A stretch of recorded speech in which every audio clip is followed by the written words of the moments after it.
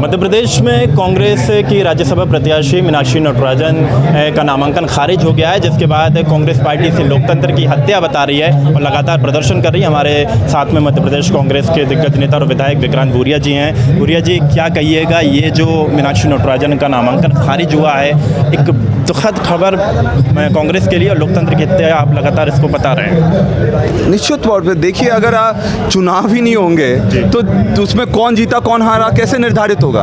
ये पूरा लोकतंत्र को बनाया गया ताकि चुनाव वोट देने का अधिकार हो। बीजेपी वोट देने में अधिकार को नहीं मानती है, इसी कारण से वो डर गई है। आज बीजेपी इतनी कमज़ोर हो गई है कि वोट करवाने में डरती है। पहले इंदौर में भाग गई, नॉमिनेशन रद्द करवा दिया, फिर यहाँ पर नॉमिनेशन रद्द करवा दिया, जबकि मीनाक्षी नटराजन जी के खिलाफ कोई भी एफआईआर नहीं है, किसी तरह का कोई केस नहीं है, और उसके बाद भी उनका नॉमिनेशन रद्द हुआ। जबकि सेम केस राजस्थान में होता है, उन पर एफआईआर भी होती है, बीजेपी के कैंडिडेट को उसको क्लीन चिट मिल जाती है। झारखंड में होता है तो उनको 24 घंटे मिल जाते हैं कि आप त्रुटि दूर कर लो, वापस से फॉर्म दे दो। तो यहाँ क्यों करा गया? वो इसलिए करा गया क्योंकि महिलाओं से बीजेपी को नफरत है, और इसलिए ना 3 कैंडिडेट्स में उन्हें एक भी महिला दी, और कांग्रेस ने दी तो उसको सबॉर्डिनेट करने में पूरी ताकत से लग गए लोग। इस बार विधायक सारे क्या एकजुट थे? कहीं कोई संभावना तो नहीं थी? क्या कोशिशें हुई विधायकों को खरीदने की, जिस तरह का आरोप लगातार कांग्रेस? मेरी खुद 5 से 10 विधायकों से बात हुई जिनको 5-5 करोड़ के ऑफर आए, और ऑफर ही नहीं आए। उनको ये भी बोला गया कि आपको 15 करोड़ अलग से देंगे हम विधायक निधि के अलावा हर साल मदद के लिए।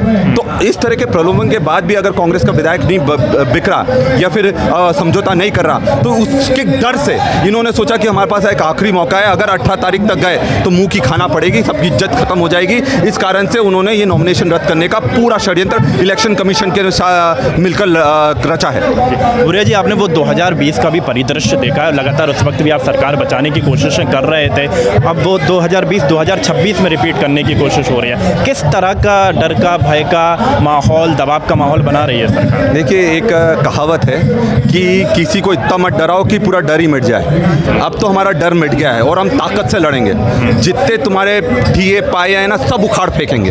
और बीजेपी ये ना समझे कि हम लोग इसमें हार गए हैं, हम लोग आखिरी तक लड़ेंगे। उसके लिए सुप्रीम कोर्ट जाना पड़े, सदन में लड़ना पड़े, संसद में लड़ना पड़े, सड़क पर लड़ना पड़े, पूरे दमखम से लड़ेंगे। एक आखिरी सवाल भूरिया जी, बीजेपी के जो बड़े दिग्गज नेताओं के बयान आए हैं, उनका कहना है कि कांग्रेस पार्टी के भीतर में बेतरगात थी और कई कांग्रेस पार्टी के बड़े नेता नहीं चाहते थे कि मीनाक्षी जी राज्यसभा जाएं, ऐसे में जानबूझ करके नामांकन कहीं ना कहीं खारिज कर। मेरे को एक चीज़ बताओ, अगर ऐसा होता तो मतदान होने देते?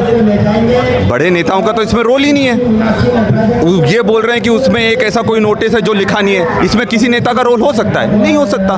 तो ये बड़े नेताओं का अगर आपको दिखाना था तो आपको तो मतदान करना था ना। अगर इतना डर था मतदान से तो फिर भागे क्यों तुम? मतदान होता तो पता लग जाता कि अगर बड़े लोग साथ में हैं या नहीं है, बीजेपी अपने जो एमएलएस हैं वो साथ में हैं कि नहीं, और बीजेपी के एमएलएस हमारे साथ में हैं कि नहीं, ये पता लग जाता। ओके, तो बिल्कुल, तो ये थे हमारे साथ में कांग्रेस विधायक विक्रांत भूरिया जी, जिन्होंने कहा कि अगर चुनाव हो जाता तो पता लग जाता कौन किसके साथ में है और किसका विधायक किसके तरफ में है। हालांकि एक कहीं ना कहीं चिंता का माहौल भी अब कांग्रेस में नजर आ रहा है, क्योंकि नामांकन तो खारिज हो गया है। आप लोगों का क्या कुछ कहना, जरूर बताइएगा, जुड़े रहिए हमारे साथ।